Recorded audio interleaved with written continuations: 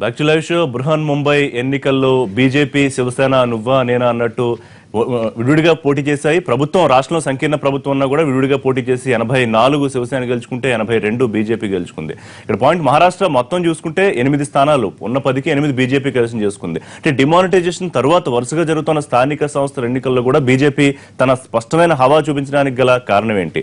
ఈ ఇంపాక్ట్ రాష్ట్రాల ఎన్నికల్లో కూడా ఉండే అవకాశం ఏమైనా ఉంటుందా? ఉత్తరప్రదేశ్తో పాటు జరుగుతున్న మిగతా 4 రాష్ట్రాల ఎన్నికల్లో ఒకటైతే, రెండోది యూపీ ఎన్నికల ప్రచారంలో మాటల యుద్ధం స్థాయి ఉగ్రవాదులతో పోల్చుకునే స్థాయికి వెళ్ళిపోయింది. కసబ్తో పోల్చుకోవడం లేదు, అంతకంటే పెద్ద ఉగ్రవాది నువ్వే అని అమిత్ షాని ఇటు బీఎస్పీ అధినేత మాయావతి వ్యాఖ్యానించడం, గాడిదల భాష కూడా మాట్లాడుకుంటున్నారు. ఇటు అఖిలేష్ యాదవ్ ప్రధానమంత్రి కూడా అంటే స్థాయి తగ్గి వ్యాఖ్యలు చేసుకుంటున్నారు అనే అంశం కూడా చర్చించుకోవాలి. ఇక ఆంధ్రప్రదేశ్ విషయానికి వస్తే ఏపీసీసీ నిన్న ఒక రిప్రజెంటేషన్ ఇచ్చింది గవర్నర్ గారికి. అగ్రిగోల్డ్ బాధితులు ఎవరైతే ఆత్మహత్యలు చేసుకున్నారో ఏజెంట్లు, అలాగే డిపాజిటర్స్ కి 10 లక్షల ఎక్స్గ్రేషియా ఇవ్వాలి, ఆ విషయం మీద ప్రభుత్వం ప్రత్యేకమైన దృష్టి పెట్టేలా గవర్నర్ చర్య తీసుకోవాలని చెప్పి అంశాలను మాట్లాడదాం. మనతో పాటు సి నరసింహరావు గారు, సీనియర్ జర్నలిస్ట్, ప్రముఖ రాజకీయ సామాజిక ఆర్థిక విశ్లేషకులు జాయిన్ అవుతున్నారు. సాకియా శైలజానాథ్ గారు, మాజీ మంత్రి, ఏపీసీసీ ఉపాధ్యక్షులు, వై సాయిబాబు గారు, ఏపీ 20 సూత్రాల అమలు committee chairman, Andhra Pradesh Telugu Desam party senior నాయకులు, కొద్దిసేపట్లో బీజేపీ నాయకులు మనతో జాయిన్ అవుతారు. రైట్, నరసింహరావు గారు, 1-2 పాయింట్లు. డిమానిటైజేషన్ తర్వాత వరుసగా జరుగుతున్న స్థానిక సంస్థల ఎన్నికల్లో బీజేపీ తన స్పష్టమైన హవా చాటుకుంటోంది. అంటే అది ప్రధాని నరేంద్ర మోదీకి గతం నుంచి ఉన్న హవా కొనసాగుతుందా, లేకపోతే డిమానిటైజేషన్ తర్వాత వస్తుందని వ్యతిరేకత లేకుండా పోయి అది పాజిటివ్ వేవ్ గా మారుతుందా? ఒక అంశం అయితే, రెండోది మహారాష్ట్రలో ఒక విచిత్రమైన పరిస్థితి. కలిపి ప్రభుత్వం నడిపిస్తున్నా విడివిడిగా మాట్లాడుకుంటారు, విడివిడిగా పోటీలు చేస్తారు. మేయర్ మాదే, సీఎం కూడా మేమే అని నిన్న ఆయన ఉద్ధవ్ ఠాక్రే అంటాడు. ఎట్లా చూడాలి ఈ వైవిధ్యాన్ని? అంటే సరైన పోటీదారు లేకపోతే ఎక్కడైనా సరే ఇంకో పార్టీ గెలుస్తాకి ఎక్కువ అవకాశాలు ఉంటాయి. వాళ్ళు ఎన్ని తప్పులు చేశారు, ఎన్ని ఘోరాలు చేశారు అట్లా పెట్టండి. వాళ్ళు ఎమర్జెన్సీ పెట్టారు దేశంలో. ఎమర్జెన్సీ పెట్టిన మరుక్షణం నార్త్ అంతా ఓడిపోయారు, సౌత్ లో గెలిచారు. ఎందుకంటే ఇక్కడ సరైన పోటీదారు లేరు వాళ్ళకి.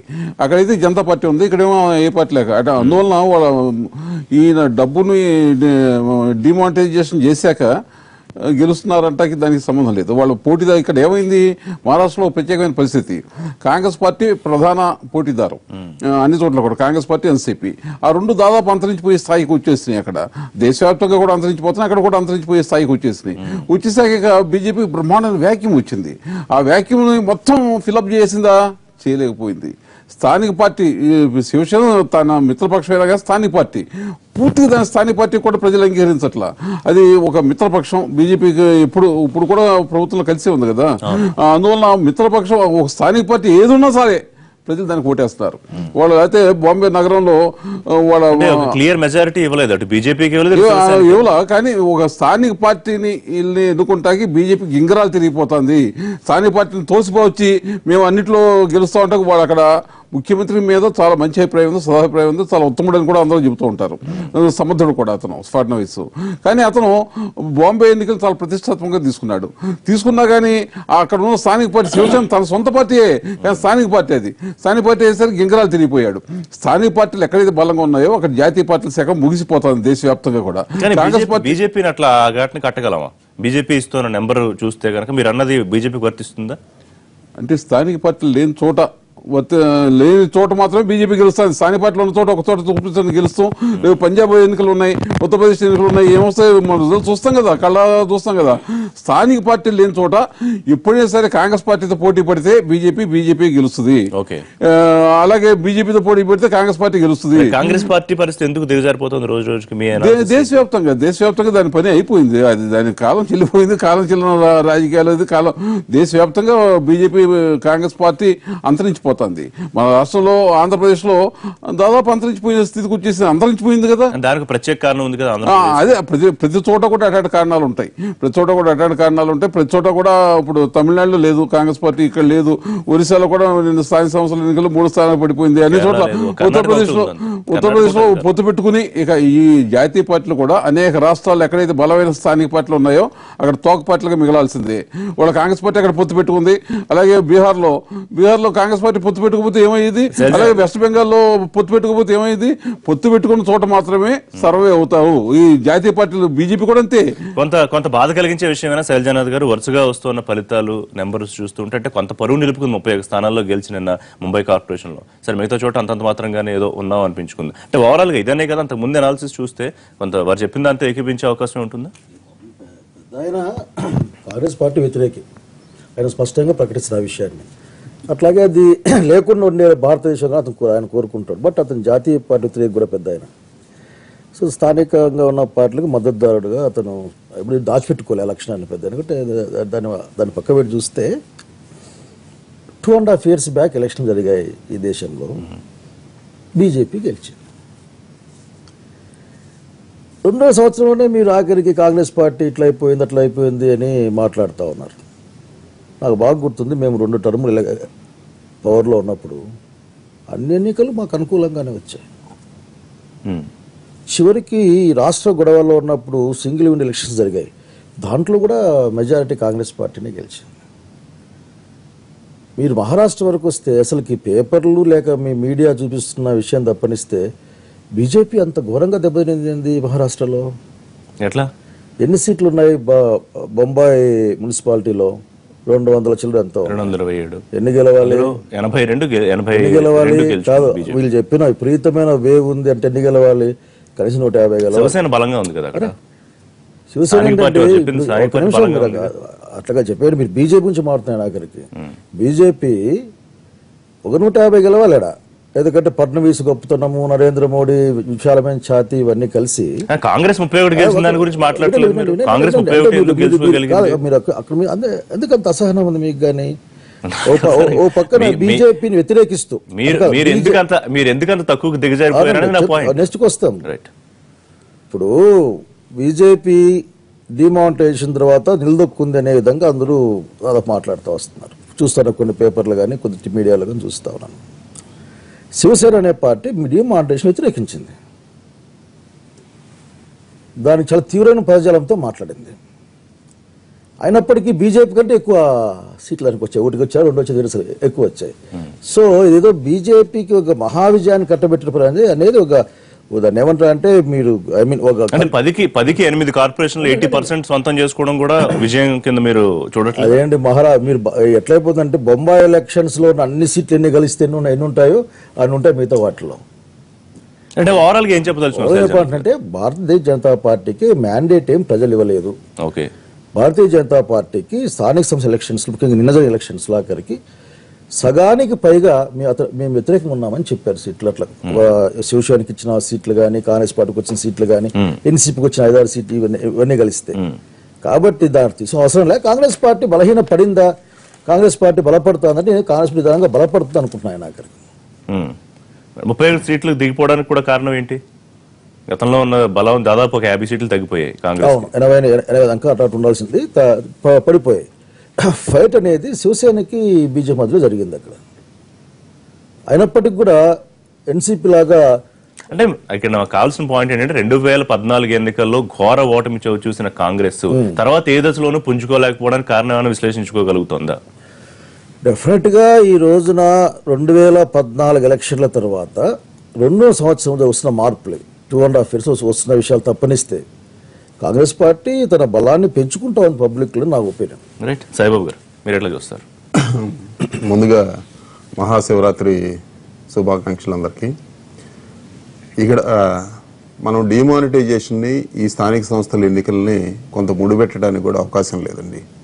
డిమానిటైజేషన్ తర్వాత last month government of India release చేసిన స్టాటిస్టిక్స్లోనే కొంత ఇండస్ట్రియల్ గ్రోత్ తగ్గింది అనేది కనపడింది మనకి.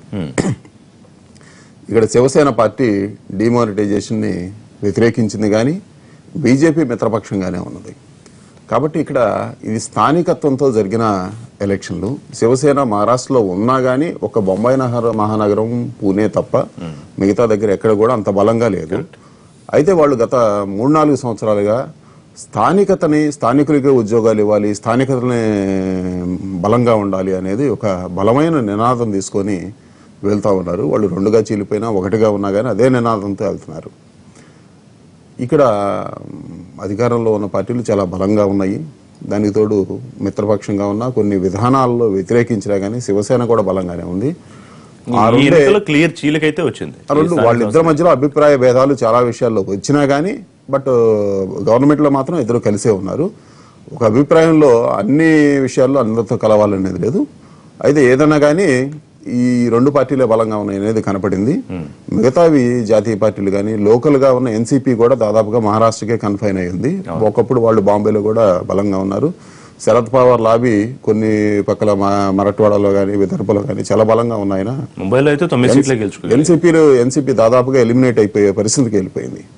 సో ఇక్కడ పోలరైజేషన్ ఆఫ్ ద పీపుల్ ఒక వైపు జరుగుతుంది అనేది కనపడతా ఉంది. అక్కడ ఒక డెవలప్మెంట్ జరిగేటప్పుడు లేకపోతే ఇంకొక అభివృద్ధి జరిగేటప్పుడు వచ్చిన ఇబ్బందుల్ని ప్రజలు పెద్దగా పట్టించుకోవట్లేదు అనేది కూడా రిఫ్లెక్షన్ గా చూడాల్సిన అవసరం ఉంటుందా? రిఫ్లెక్షన్ అనేది కూడా అనుకోవడానికి వీల్లేదండి. డిమానిటైజేషన్ ఆ తర్వాత జరుగుతున్న ఎఫెక్ట్స్ ఇంకా కొంతకాలం పడతాయి రావడానికి. దీన్ని ఇమీడియట్ గా కింద లెవెల్లో బేస్ మీద కనపడిందని కూడా అనుకోవడానికి వీలేదు. ఏదైనా కానీ వాళ్ళ అభివృద్ధి వైపు కానీ లేకపోతే వాళ్ళు చేస్తున్న నినాదాల వైపు కానీ ప్రజలు ఉన్నారనేది కనపడుతుంది. ప్రేమేందర్ రెడ్డి గారు ఎట్లా చూస్తున్నారు? అంటే ఆశించిన స్థాయిలో విజయం రాలేదు అనేది ఒప్పుకోవాల్సిన విషయం. ఒక రకంగా చెప్పాలంటే గతంతో పోల్చుకుంటే చాలా మంచి విజయం సాధించింది భారతీయ జనతా పార్టీ. గతంలో బాంబేలో 31 సీట్లు ఉండేది.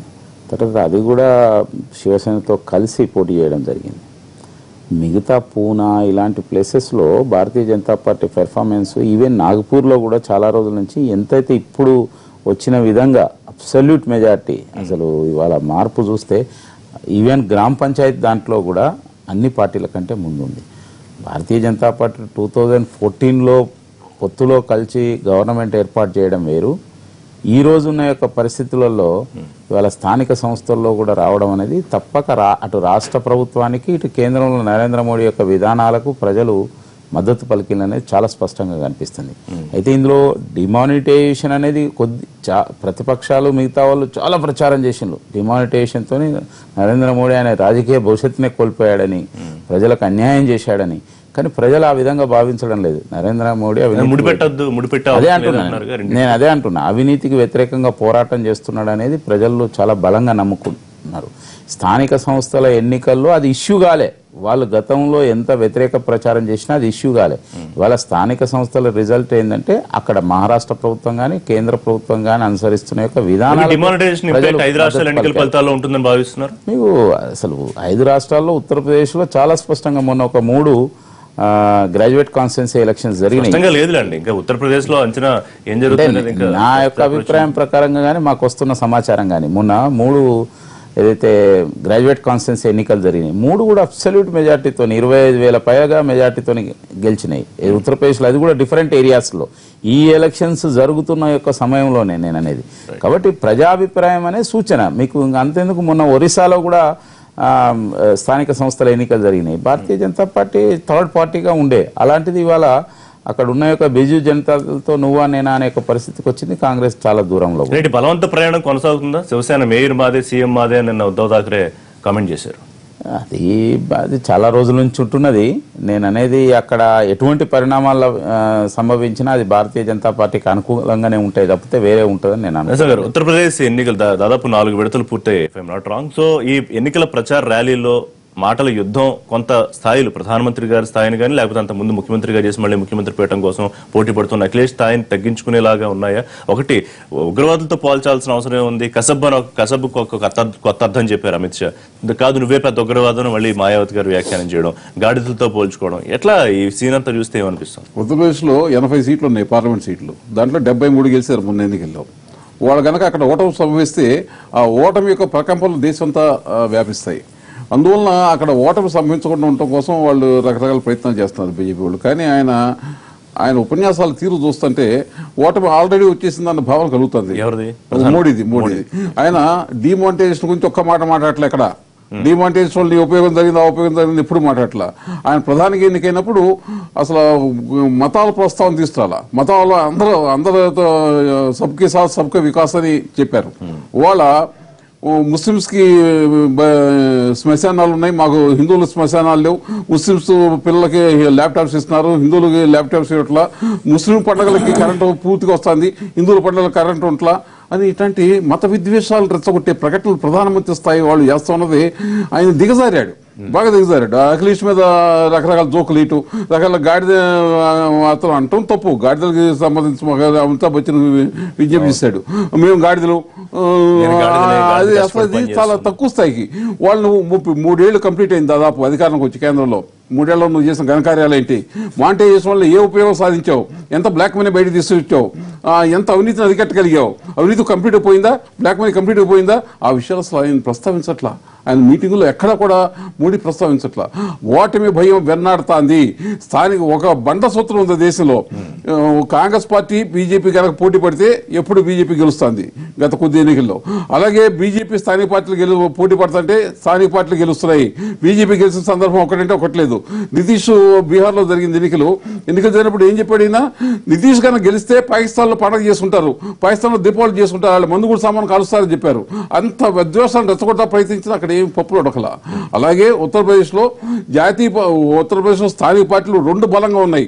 2 బలంగా ఉంటే వాళ్ళ అందరూ మనసులో ఉదయిస్తున్న ప్రశ్న ఒకటి, బీజేపీ 2వ స్థానంలో ఉంటుందా 3వ స్థానం పడిపోతుందా అని. అంతే తప్ప బీజేపీ అధికారంలోకి వస్తానే అక్కడ ఎవరు ఊహించట్లా, అధికారంలోకి వచ్చే స్కోపే లేదు బీజేపీ అంటే. బీజేపీ పైగా వాళ్ళకి ఏమైనా థీమ్ ఉందా, మీకు నాయకుడు ఎవడన్నా ఉన్నాడా, ఒక నాయకుడు మోడీ వచ్చి ఇక్కడ ప్రచారం చేస్తారు, మోడీ ఇక్కడ ముఖ్యమంత్రి ఉంటారా, ఎవరు మీ నాయకులు ఎవరు ప్రొడ్యూస్ చేయలేకపోయారు, ఒక్క నాయకుడిని ప్రొడ్యూస్ చేయలేకపోయారు.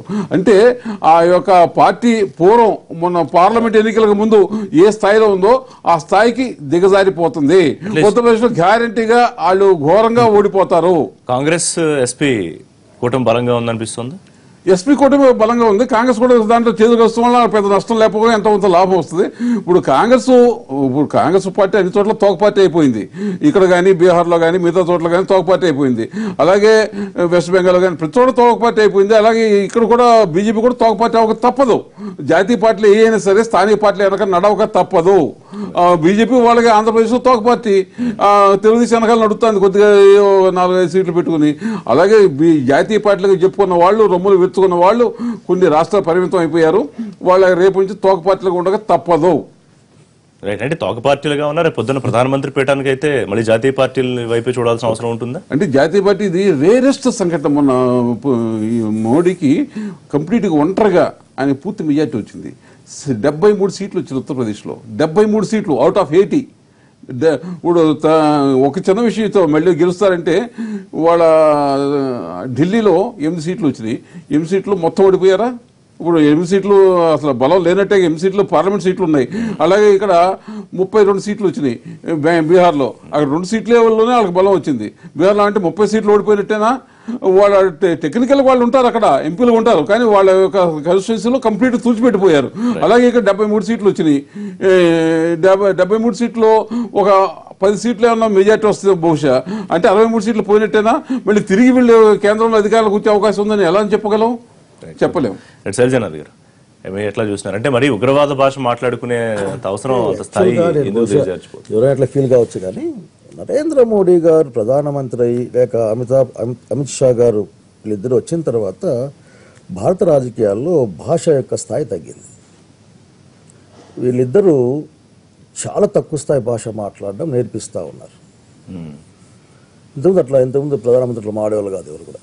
వాళ్ళు లెవెల్ మెయింటైన్. ఈ స్థాయిలో ప్రధానమంత్రి ప్రచారాన్ని కూడా చేసేవాళ్ళు కాదు, చేసేవాళ్ళు. చెప్తున్నా వీళ్ళు వచ్చిన తర్వాత చాలా, అంటే దానికి వాళ్ళకి వచ్చిన భాష అదేనేమో నాకు తెలియదు, కానీ ఇందులో ఒకసారి చెప్పినట్లు ఒక స్పష్టమైన ప్రణాళికాబద్ధమైన విద్వేషాన్ని రెచ్చగొట్టే ప్రయత్నం జరుగుతూ ఉంది.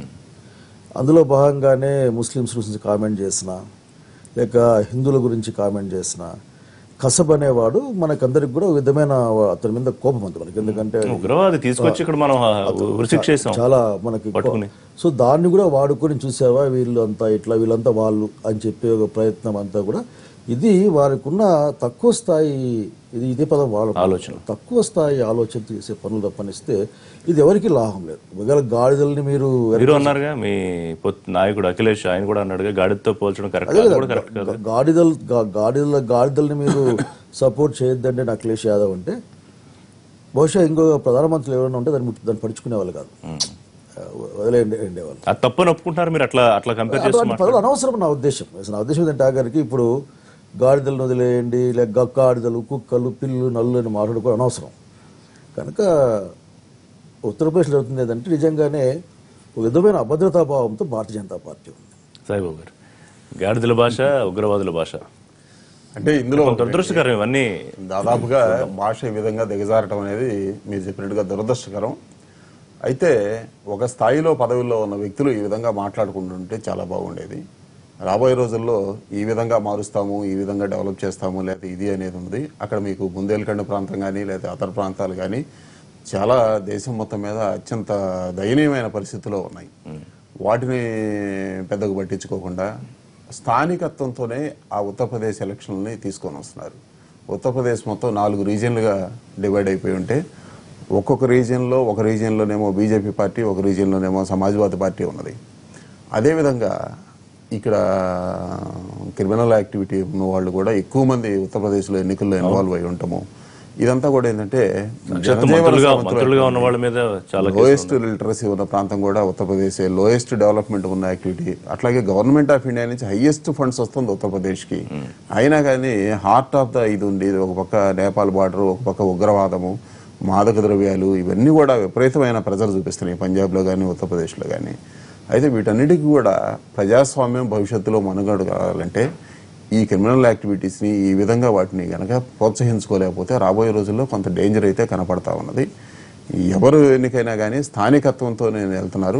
అందరూ కూడా ఎన్నికల స్థాయికి వెళ్ళిపోయి ఈ విధంగా ప్రచారం చేసుకొని అంటే విషయం కూడా సపోజ్ అనుకుంటారు అఖిలేష్ గారు ముఖ్యమంత్రి అయ్యారు అనుకోండి, ఆయన ముఖ్యమంత్రి హోదాలో ప్రధాని మోడీ దగ్గరికి వెళ్లి కలవాల్సిన అవసరం ఉంటుంది, రాష్ట్ర నిధుల గురించి మాట్లాడుకో, ఇవన్నీ కూడా దృష్టిలో పెట్టుకోవాలి. ఇవాళ మీరు గుర్రాలు గాడిదలు అంటే అది అనవసరంగా విద్వేషాలు రెచ్చగొట్టడం అవుతుంది. ఋషి గారు అందరూ కూడా గత 2.5 సంవత్సరాలను తీసుకుంటే అఖిలేష్ గారు 2-3 సందర్భాల్లో ప్రధానమంత్రిగా గెలిచారు. ఉత్తరప్రదేశ్లో ఏం జరగట్లేదు, పెద్ద ఇదేమి లేదనేది నరేంద్ర మోడీ గారు ఎప్పుడు కూడా అక్కడికి వెళ్ళి చెప్పలేదు. ఆయన ఈవెన్ దో ఆ ఏరియాలో నుంచి ఎలక్ట్ అయినా కానీ so there is a clear barricades అనేది సృష్టించుకొని పనిచేస్తున్నారు. ఇది కేవలం ఎలక్షన్ ప్రక్రియలో అందరూ కూడా మాట్లాడుతున్నారు. రవీందర్ రెడ్డి గారు కరెక్టేనా? అంటే ప్రధానమంత్రి వారికి స్థాయి ఇవన్నీ ఉంటాయి. ప్రచారం చేసినంత మాత్రాన వారు చేసే వ్యాఖ్యలు ప్రధాని స్థాయిని తగ్గించేలా ఉన్న పాయింట్ ని ఒప్పుకుంటారా?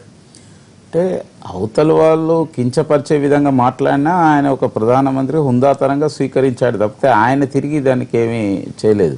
అవతల వాళ్ళు ఆ విధంగా మాట్లాడినప్పుడు మేము కష్టపడి పనిచేస్తామని చెప్పాడు. ఇక్కడ ఏంటంటే మిగతా వాళ్లకు వాళ్ళ ఓటమిని భరించలేక ఇటువంటి యొక్క వ్యాఖ్యలు చేస్తున్నారు. ఈరోజు ఎక్కడ ఎన్నికలు జరిగినా ముఖ్యంగా ఉత్తరప్రదేశ్లో పరిస్థితులు కనిపిస్తున్నాయి. అక్కడ ప్రజల యొక్క అభిప్రాయం ఎట్లా ఉంది అనేది. బీజేపీ మొత్తం పోతున్నది, లేకపోతే స్థానిక పార్టీలు దేశంలో మొన్న 2014 ఎలక్షన్స్ ముందు కూడా రాజకీయ పరిశీలకులు ఇట్నే చెప్పిండ్రు, భారతీయ జనతా పార్టీకి అసలు మెజార్టీ రాదు, స్థానిక పార్టీల యొక్క కూటమి మాత్రమే దేశంలో అధికారంకి వస్తుంది.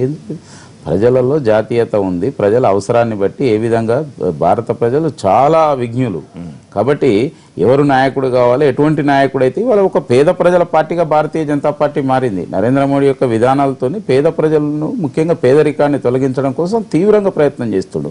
అవినీతి లేని యొక్క ప్రభుత్వాన్ని నడిపే యొక్క ప్రయత్నం చేస్తుండు. ఉత్తరప్రదేశ్ లాంటి రాష్ట్రం డెవలప్ కాకుండా భారతదేశం డెవలప్ కాదు. కాబట్టి అక్కడ భారతీయ జనతా పార్టీ రావాల్సిన అవసరం ఉందనేది ఆయన చాలా స్పష్టంగా చెప్తున్నాడు. ఇటువంటి పరిస్థితులలో అవతల వాళ్ళు దాన్ని భరించలేక మాట్లాడుతున్న మీ జాతీయ అధ్యక్షుడు కూడా ఏదంటే అది మాట్లాడచ్చు సరే. ఆయన ఏదో ఎగ్జాంపుల్ చెప్తూ కాంగ్రెస్, ఎస్పీ, బీఎస్పీ కసబ్తో పోలిస్తే అంతకన్నా పెద్ద ఉగ్రవాది నువ్వే, నీ మీద కేసులు ఇవన్నీ కూడా ఆవిడ మాయావతి మాట్లాడారు. అంటే మీరు అనిపించుకోవడం అది కూడా ఒక స్ట్రాటజీ, పొలిటికల్ స్ట్రాటజీ. ఇప్పుడు అక్కడ ఉన్న పరిస్థితులలో ఎలక్షన్లలో మిగతా పెద్దలు అన్నట్టు ఏంటంటే ఎలక్షన్లలో వచ్చే యొక్క ఇది కొద్దిగా ఆవేశాలు ఇవన్నీ డిఫరెంట్గా ఉంటాయి. అది ఎలక్షన్ వరకే ఉంటుంది తప్పితే అది మరొకటి కాదు.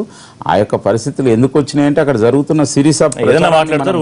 ఊరికి అమాయకంగా ప్రజలు ఓట్లేసే వాళ్ళంతా అక్కడ మీరు చూశారు ఎన్ని చిత్ర విచిత్రాలు జరుగుతున్నాయని.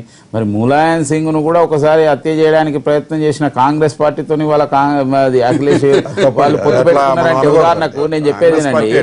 నేను ఏమంటున్నా అంటే వాళ్ళ మధ్య అటువంటి అంత స్థాయిలో విభేదాలు, తర్వాత అక్కడ జరిగిన యొక్క అనేక సంఘటనలు, అసలు కాంగ్రెస్ పార్టీ ఏంది ముఖ్యమంత్రి సమాజ్వాదీతో